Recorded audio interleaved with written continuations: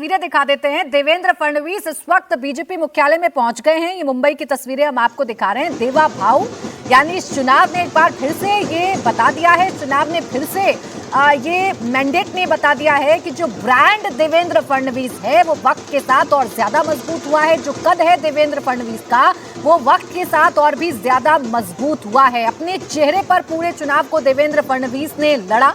कोई बड़ा नेता इस दौरान इन निकाय चुनावों में कैंपेन करने के लिए नहीं पहुंचा। देवेंद्र फडणवीस पूरा मैनेजमेंट कर रहे थे और जब राज ठाकरे और उद्धव ठाकरे दोनों मिलकर चुनौती देने की कोशिश कर रहे थे और सबसे ज्यादा मराठी मानुष वाली भावना को जगाने की कोशिश कर रहे थे, देवेंद्र फडणवीस थे जो आगे आए, काउंटर किया और कहा कि ये महायुति ही कर सकती है और महायुति ही करके दिखाएगी, भारतीय जनता पार्टी ही करके दिखाएगी कि एक मराठी मानुष को हम मुंबई का मेयर बनाएंगे।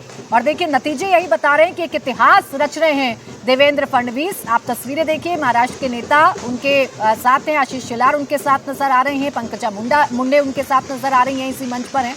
और देवेंद्र फडणवीस चेहरे पर ये मुस्कुराहट, उनकी बॉडी लैंग्वेज ये बता रही है कि जो उन्होंने सोचा उसी पिच पर चुनाव हुआ और उसका नतीजा ये है कि मुंबई में वो कमाल करके दिखाया है भारतीय जनता पार्टी ने अपने सहयोगी के साथ मिलकर, एकनाथ शिंदे के साथ मिलकर, कि 25 साल पुराना जो किला उद्धव ठाकरे का था, या जो उद्धव ठाकरे जितने मजबूत मुंबई में नजर आते थे, खासकर बीएमसी में नजर आते थे, वो 25 साल पुराना किला ढा दिया है, उसे नेस्ता नाबूद कर दिया है। और अब आलम यह है कि बीजेपी अपना मेयर बनाने जा रही है। ये एक और इतिहास की बात है जो देवेंद्र फडणवीस अपने नाम लिखने जा रहे हैं। इस चुनावों की बात करें तो सारे मुद्दे थे जिन मुद्दों पर देवेंद्र फडणवीस को घेरने की कोशिश की गई। राज ठाकरे, उद्धव ठाकरे ने बाला साहब ठाकरे की लीगेसी को अपने साथ लाने की कोशिश की, चैलेंज किया देवेंद्र फडणवीस को, लेकिन देवेंद्र फडणवीस ने अपने इस चेहरे के साथ इस चुनाव को लड़ा और उसका नतीजा ये है कि बीएमसी के चुनाव में 126 सीटें जीतती हुई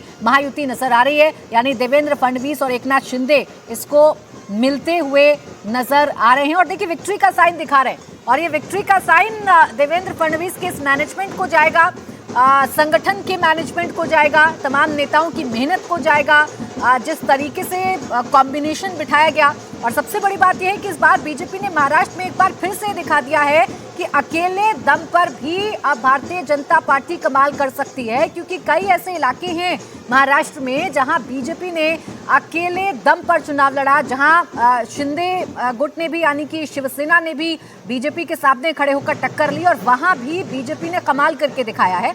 चाहे पिंपरी चिंचवाड़ का इलाका हो, चाहे अकोला का इलाका हो, चाहे विदर्भ का इलाका हो, पुणे का इलाका हो, बीएमसी की तस्वीर तो आप लगातार देख ही रहे हैं कि बीएमसी में कमाल और इतिहास रच दिया है भारतीय जनता पार्टी ने और मेयर बीजेपी का बनेगा। अब ये तय मानिए, देवेंद्र फडणवीस पहले ही ऐलान कर चुके थे कि मराठी मानुष को मुंबई का मेयर उनकी तरफ से मनाया जाएगा। और अब जश्न की तस्वीरें हैं, सुबह से आप ढोल नगाड़ी की तस्वीरें देख रहे थे, लेकिन अब जब पूरी तरीके से तय हो गया है कि जीत सुनिश्चित कर ली है महाराष्ट्र में भारतीय जनता पार्टी ने और महायुति ने मिलकर, तो देवेंद्र फडणवीस अपने कार्यकर्ताओं के बीच में आ गए हैं और ये मुख्यालय पर इस वक्त मौजूद हैं, बीजेपी मुख्यालय पर इस वक्त मौजूद हैं और यहीं पर उनका अब स्वागत किया जा रहा है। जिस तरीके का जबरदस्त मैनेजमेंट रहा, देखिए ये जो पूरा चुनाव है, यहाँ कई बार अपनों से भी फाइट देवेंद्र फडणवीस की हुई। इस चुनाव में अजीत पवार अकेले चुनावी मैदान में उतरे, मुश्किलें बढ़ाने की कोशिश की।